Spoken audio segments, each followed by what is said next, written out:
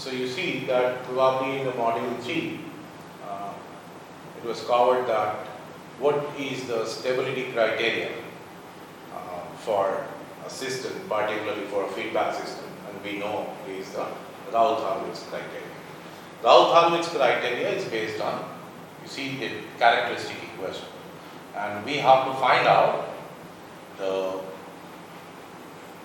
condition where the poles of this characteristic equation, or rather the poles of this closed loop transfer function, which should have, all the poles must have negative real bound.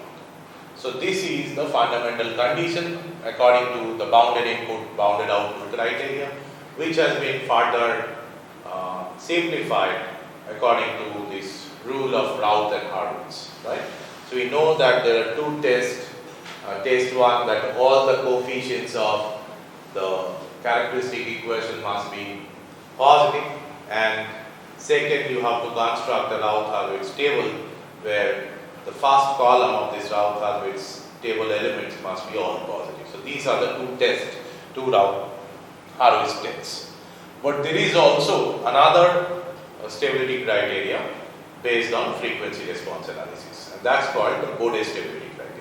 So we are going to understand the Bode stability criteria not with a formal proof, but rather we will try to understand the statement or try to derive the statement from general consideration or specific consideration of an example. Right. So you see that let's consider a servo control loop.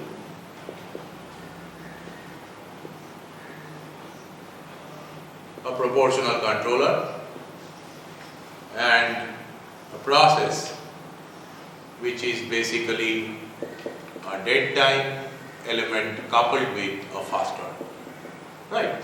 A typical process, and it's going to give you the output, and here we have the measuring device, and that's also equal to 1. So we can further actually break it down, like here it is Kc, and we have the final control element block, which also with the transfer function equal to 1, right? So this is minus and this is by sp prime. Now the phi overall for the open loop, phi overall equal to this minus of 0.1 omega plus tan inverse of minus 0.5 omega, because this is the phase shift for the dead time, and that's for the first order system. We are considering it separately. Now we can solve for omega considering phi equal to minus 180. This phase shift or phase lag of 180 or phase shift of minus 180 has got a special significance, right? As for this case, omega equal to 17 rad per minute, where all the units, this 0.5 is in minutes and all, right? This frequency at which phi is equal to minus 180 is called crossover frequency.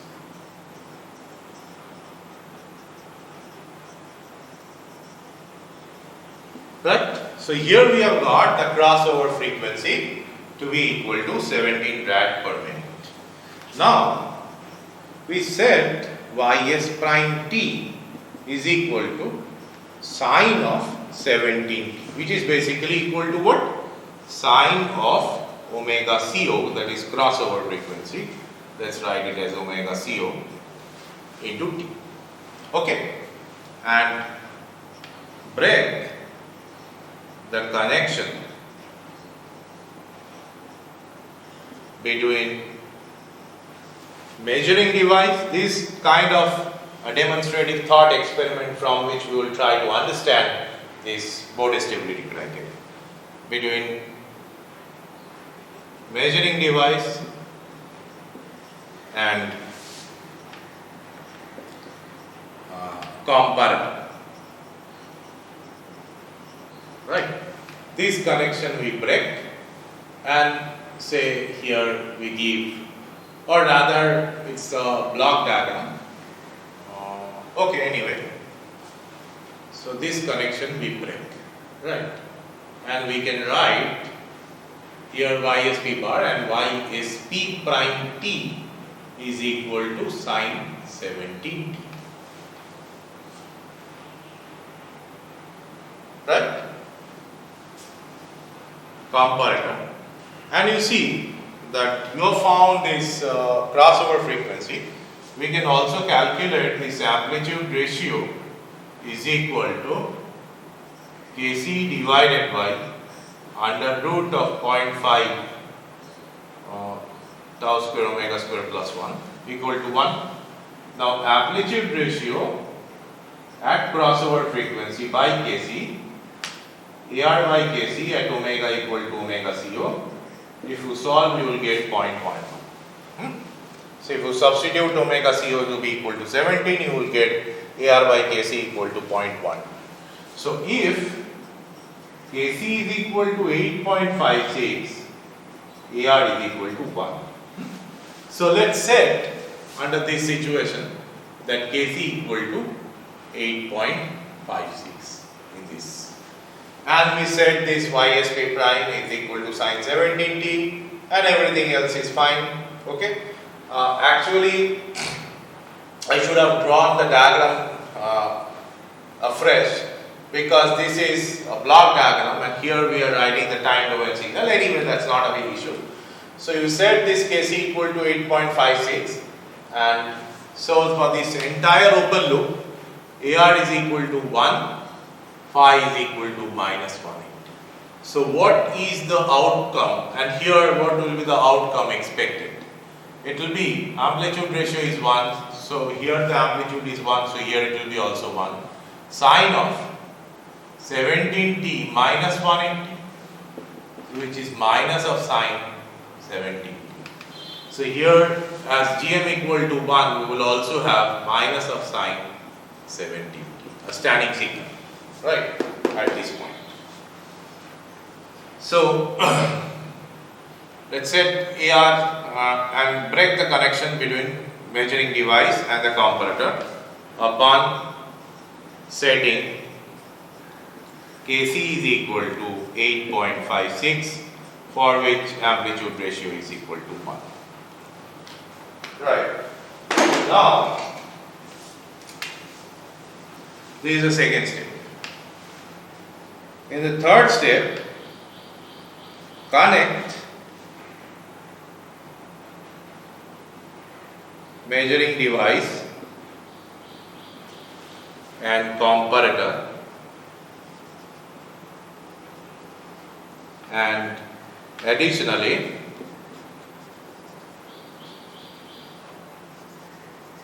set y prime sp to 0. So we simply withdraw the signal from being fed to the system.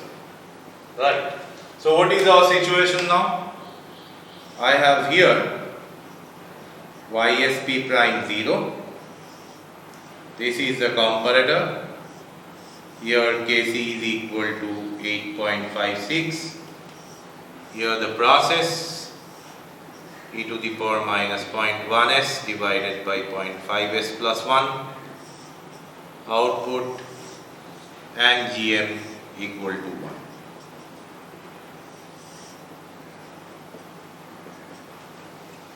See, under this situation, whenever you have connected this signal yn prime, which was minus of sine 17t, will change its sign. Here it is 0, so it will change its sign, and here it will be plus sine 17t.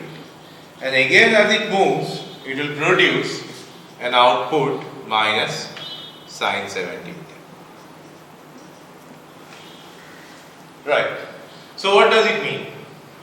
Even if we don't have now any input, so even without any change of input, we have an output, or we have y prime t not equal to 0. That is the deviation in the output, and that is sine 70. Now you think that what is our observation? If we repeat the experiment, we repeat the same experiment with Kc greater than 8.56, the output will grow to infinity. Why? Because you see, now it is 8.56, amplitude ratio is greater than 1. Right? Because at 8.56 amplitude ratio is 1. So if I set greater than 8.56, amplitude ratio is greater than 1. Let's say it's for some value it is 1.1. So here sine 70t, here we will have, okay, let me write in bracket. So Kc greater than 8.56. Here amplitude ratio greater than 1. Phi is again the same.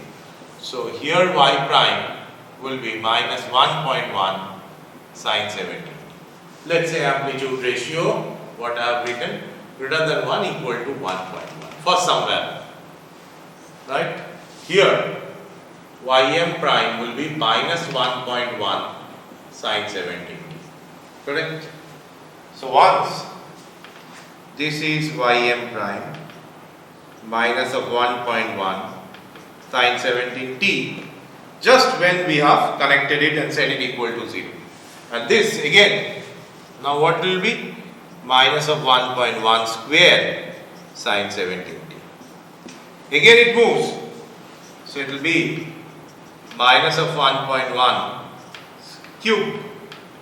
Minus of 1.1 square. It's going to be minus of 1.1 square sine 17t. And again as it passes, next it will be minus of 1.1 cube sine 17t. Here also it is minus of 1.1 cube sine 17t. Again it rolls, so it will become minus of 1.14 sine 17t. So this progressively grows like the pattern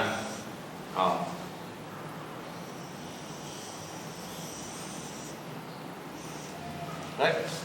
So the amplitude increases and finally the system becomes unstable. So this is unstable system. On the other hand, if we repeat the same experiment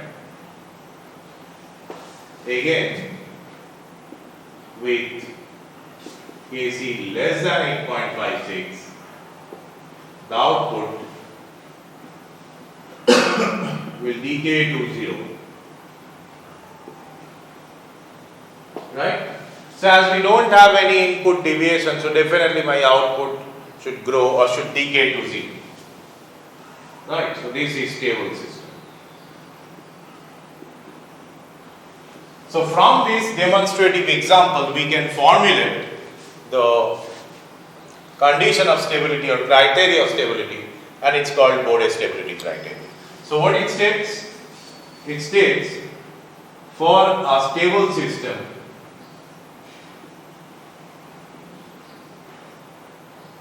amplitude ratio must be less than 1. Amplitude ratio must be less than 1 or less than unity at crossover frequency. Right? Less than unity at crossover frequency. And this is Bode stability criteria.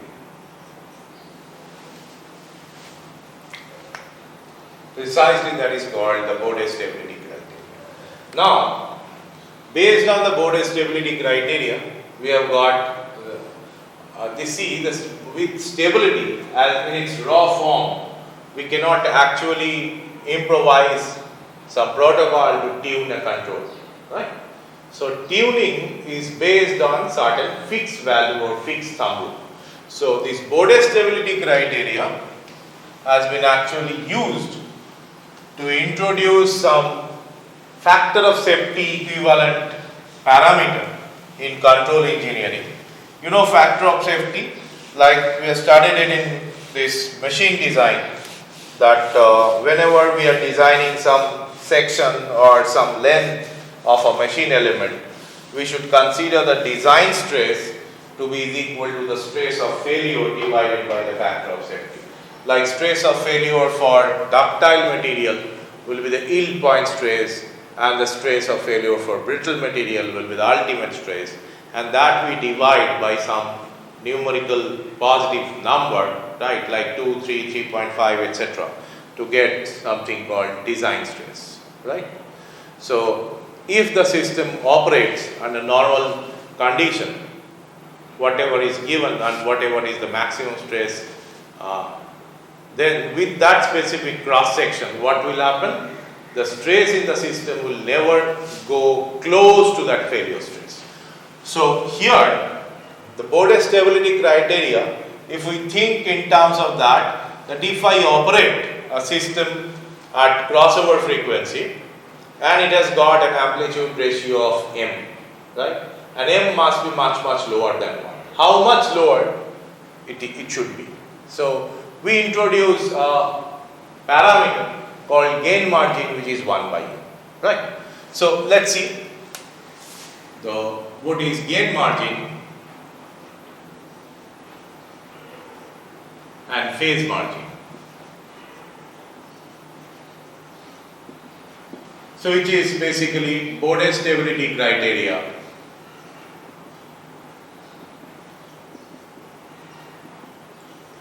criterion based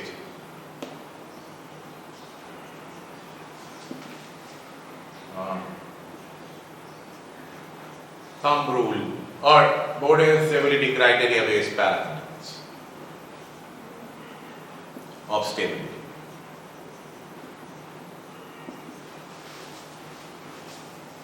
Right.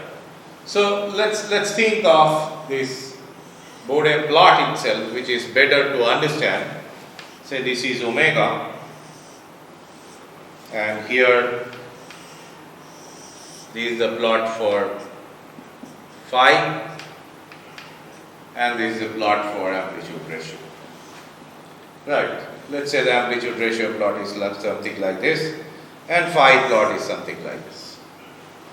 So here it is omega is equal to omega c. So naturally the phase shift is minus 180. So if you go to this amplitude ratio curve, let's say the value is m, here the value is 1, right? So how far is m from 1? What is the ratio? Okay, so we define gain margin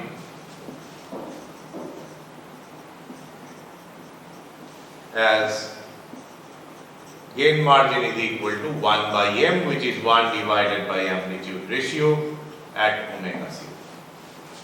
And similarly, you see the gain margin must be greater than 1 for stable system. We can think it in a different way. When amplitude ratio is equal to 1, what is the phase shift? How far it is from minus 180? Right. So alternatively, we may define another stability parameter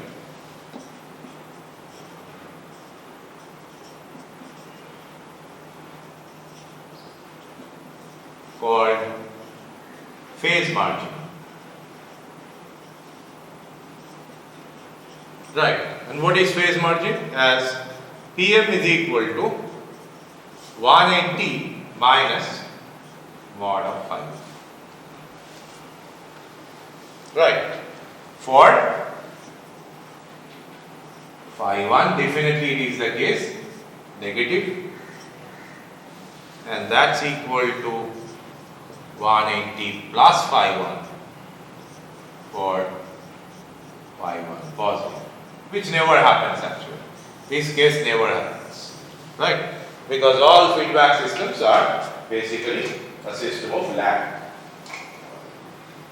So here you see that this gap is basically on phase margin.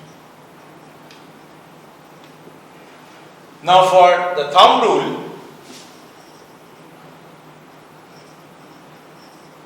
is that gain margin should be greater than 1.7 and phase margin should be greater than 30 dB. Right. So that's the Bode stability criteria based. These stability parameters what we define, and from there we have some design condition that if I set gain margin equal to 1.8, I definitely can accurately calculate the controller's parameter. Okay. Now sometimes this Bode stability criteria fails because we cannot correctly identify the crossover frequency. What is the situation? See, think of, so we are trying to discuss Nyquist stability criteria.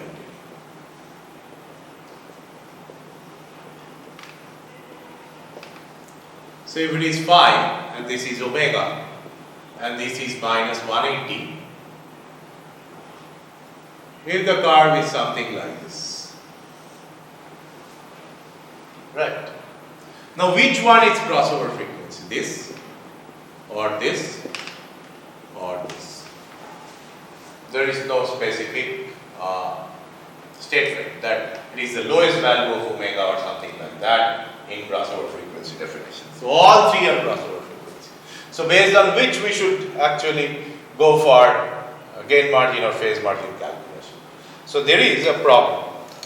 So this problem was fundamentally solved by Nyquist, and what he proposed is called, so here Bode stability criterion fails. So we go for more universal Nyquist stability criteria.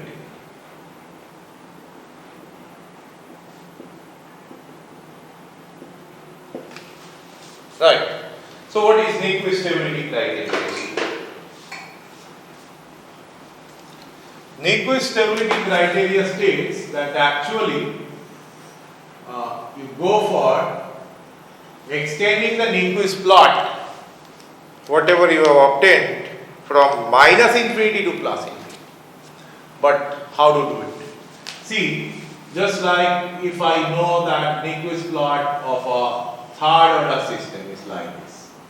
Because first order it's minus 90, second order minus 180, third order must be minus 270. So this is a plot for omega equal to 0 to omega tending to infinity. So how to generate the plot in the open domain minus infinity to plus infinity? So what is the suggestion? That you simply generate the mirror image of the Nyquist plot about the real axis.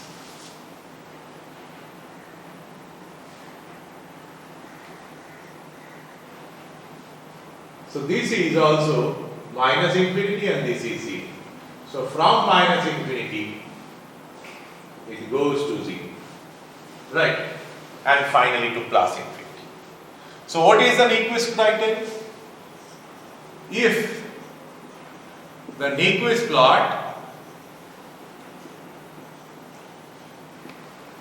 for omega minus infinity to plus infinity encircles the point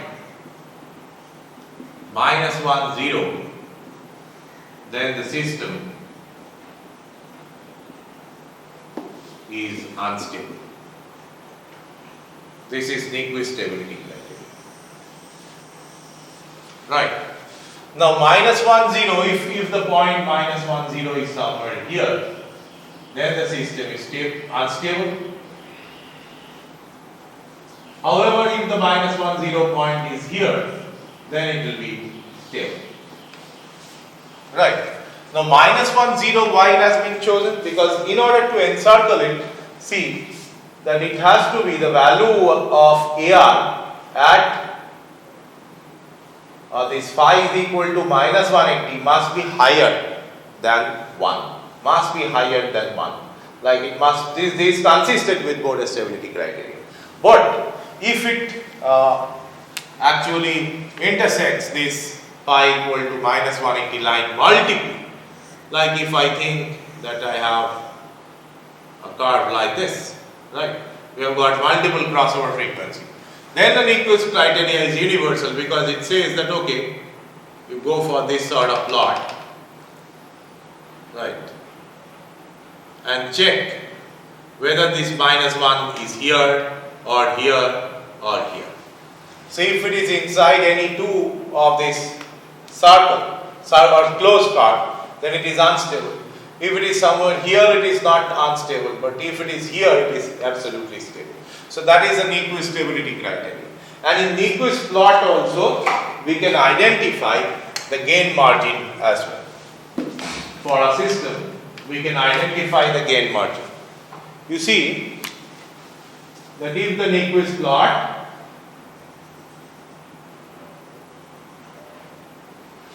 is something like this.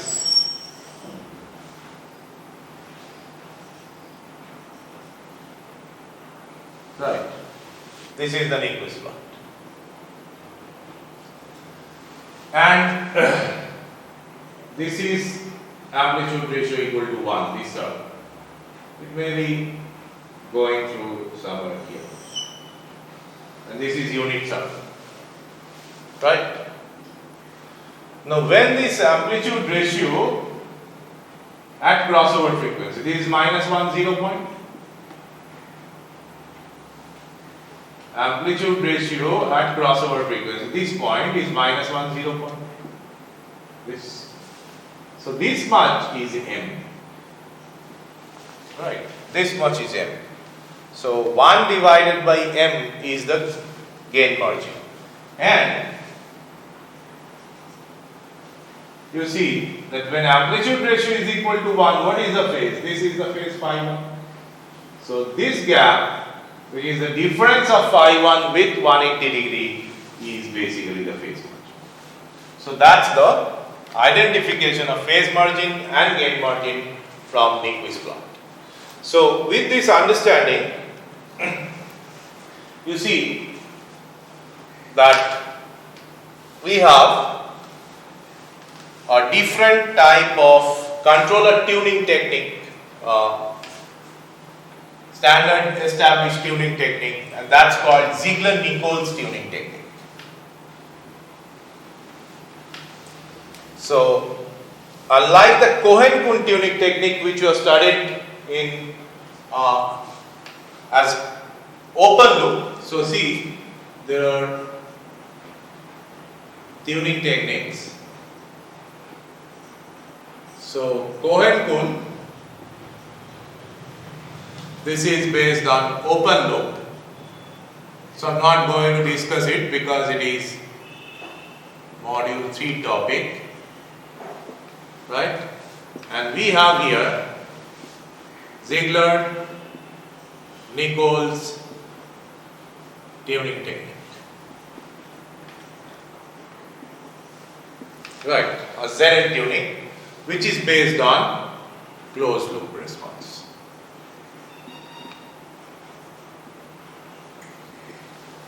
So you see here, what are the steps? The first step, find the crossover frequency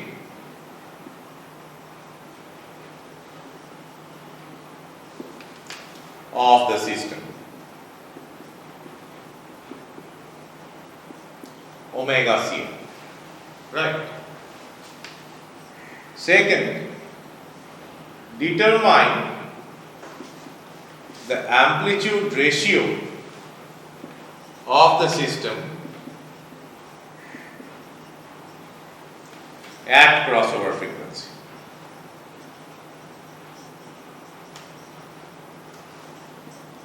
Let it be M. Right. Now, how do you determine the crossover frequency? Theoretically, it is pretty simple. Just like, see, I have given with, say, GC is equal to GC, but GC will not be given. Basically, we have to solve for GC. Let's say GP is equal to KP divided by tau square s square plus 2 tau zeta s plus 1 into e to the power minus a tau s. And GM is equal to 1 divided by, or Km divided by s plus 1, or tau m plus 1. GM is equal to Kf divided by tau fs plus 1. So these three systems are majorly given, right? So phi overall, here we have to exclude the controller, of course. So tan inverse of minus phi p plus tan inverse of minus phi m plus tan inverse of minus, or rather what I am writing, phi p plus phi m plus phi f, right? So these we can find out from the transfer function. And on this side, if I write minus 180, and these are all functions of omega, so we solve for crossover frequency, right? So once crossover frequency is known, next, excluding the controller, whatever units we have, based on that we will find out the amplitude ratio. So M is equal to the amplitude ratio at crossover frequency. This is to be solved. So experimentally, if we don't know, say, the transfer function, so what we will do? We will switch to proportional controller mode. Whatever controller is there, we will simply drop it out and we will attach a proportional controller with some fixed casing. Now we go on changing the set point, which will be a sinusoid, right? Or we will give a fixed set point. I will give a fixed set point, right? So, and this proportional gain will go on changing unless the output oscillates. Just like I am reading the statement, it will be better clear.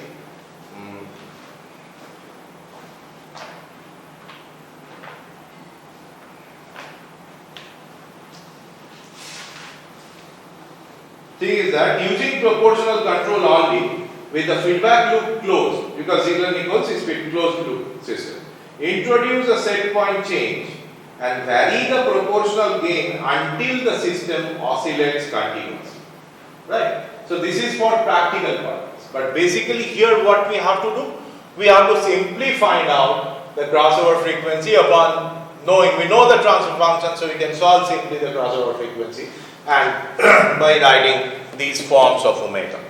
Okay. So what it stated, using proportional control only and with feedback loop closed, introduce the set point change and vary the proportional gain until the system oscillates continuously. The frequency of continuous oscillation is crossover frequency, right? So this is the experimental method of finding the crossover frequency, and that's not very important for our purpose right now. So determine this amplitude ratio at crossover frequency and you calculate the crossover frequency in this form. So next, solve for ultimate gain. The term coined by Ziegler and Nichols, Ku, which is 1 by M. Basically it is nothing but gain margin. And ultimate period, Pu, which is 2 pi by omega c. Now solve for controller parameters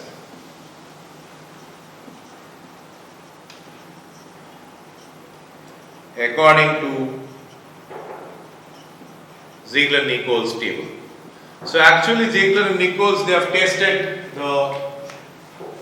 these values and tuned the controller parameter to their optimum value based on basically these some tuning criteria, the combined tuning criteria like 1/4 decay ratio, minimum overshoot, and etc. And from there they have got most optimum value of these controllers. So P, PI and PID.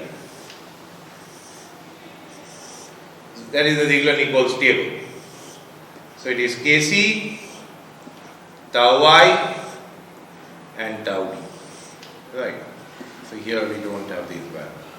So this is Ku divided by 2, Ku divided by 2.2, Ku divided by 1.7. Now Pu divided by 1.2, Pu divided by 2 and Pu divided by 8. Let me check its correctness. This table in the semester I may supply, but in gate problems it's preferred that you should remember this table. Though we don't know the bases. Yeah, Pu by 2 and Pu by 8. So this is the suggested table by Ziegler and Nichols, and you see that what is very important, Ku, here we are going for bit lower gain because this integral mode as it goes on repeating its action, right? So often it happens that controller output will be saturated, will reach its saturation. So the suggested value indicates that Kc, the proportional gain of the PI controller, is the lowest, Ku divided by 2.2. Whereas for PID, it's the highest because we have got the stabilizing derivative mode, right? And stabilizing this derivative mode, and derivative mode actually, as you can foresee this trend of the error, so you can go for a bit higher gain. And this Pu and Pu by 1.2, Pu by 2 and Pu by 8 are the suggested values of tau I and tau. Now what is tau I? Tau I is the this repeat time or reset time over which the integral control action is being repeated. Now here you see again, this is to some extent higher, this is lower, because whenever it is higher, then controller's initial control action in PI mode will be repeated in a delayed fashion. Here it will be much faster because again we have the stabilizing derivative mode. So that's all about the frequency response analysis and associated controllers tuning technique. In the next sequel of the 3 or 4 lectures, we will be discussing the advanced control strategies like cascade control and feed forward control.